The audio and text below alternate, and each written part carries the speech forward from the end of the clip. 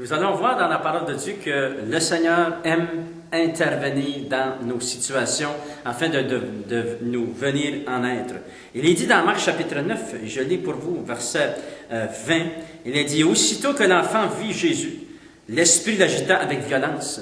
Il tomba par terre et se roula en écumant. Jésus demanda au Père, « Combien y a-t-il de temps que cela lui arrive? » « Depuis son enfance, répondit-il.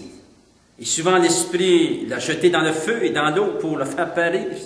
Mais si tu peux, quelque chose, viens à notre secours et compassion de nous. » Et Jésus lui dit, « Si tu peux, tout est possible à celui qui croit. » Aussitôt le père de l'enfant s'écria, « Je crois, viens au secours de mon incrédulité. » Et Jésus, voyant accourir la foule, menaça l'esprit impur et lui dit, « Esprit muet et sourd, je te l'ordonne, sors de cet enfant et n'y rentre plus. » Et il sortit en poussant des cris et en l'agitant avec une grande violence. L'enfant devint comme mort, de sorte que plusieurs disaient qu'il était mort.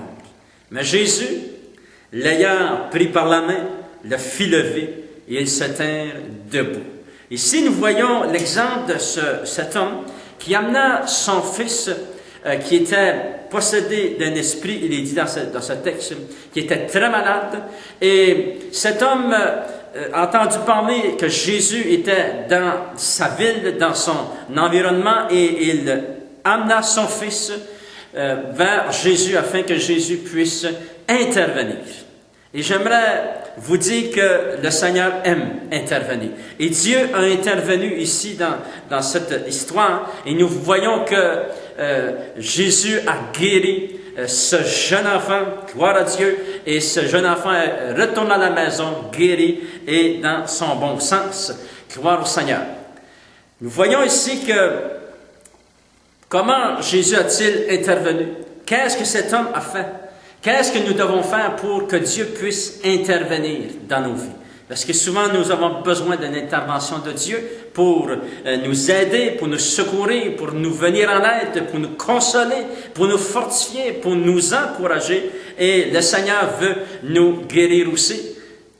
Lorsque nous avons besoin de guérison, nous devons demander à Dieu d'intervenir afin qu'il puisse nous guérir. Nous voyons premièrement que cet homme amena son fils et son besoin aux pieds de Jésus. Il est dit dans ce texte que cet homme quitta sa maison, amena son fils aux pieds de Jésus.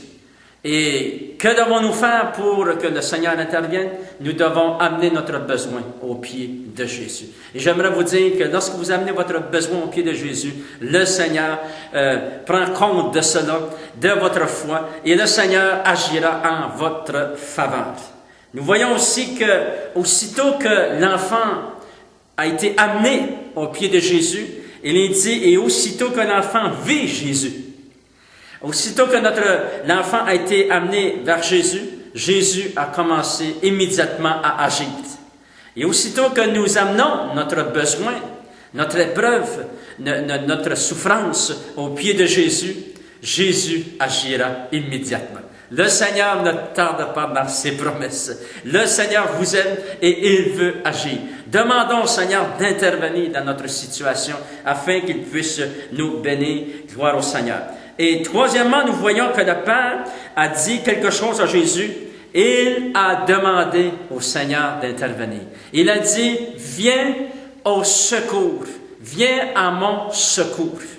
Et lorsque nous crions à Dieu avec un cœur sincère, lorsque nous disons, Seigneur, viens à mon secours, j'ai besoin de ton aide, j'ai essayé tout, Seigneur, j'ai essayé les médecins, j'ai essayé les médicaments, mais maintenant je m'adresse à toi. Viens, interviens et viens à mon secours. Et j'aimerais prier afin que le Seigneur puisse intervenir dans ta situation. Seigneur, je prie pour cette personne qui m'écoute maintenant.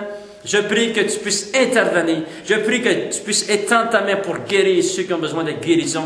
Sauve celui qui a besoin de salut au nom de Jésus. Manifeste ta gloire et ta présence et que Dieu puisse vous fortifier abondamment.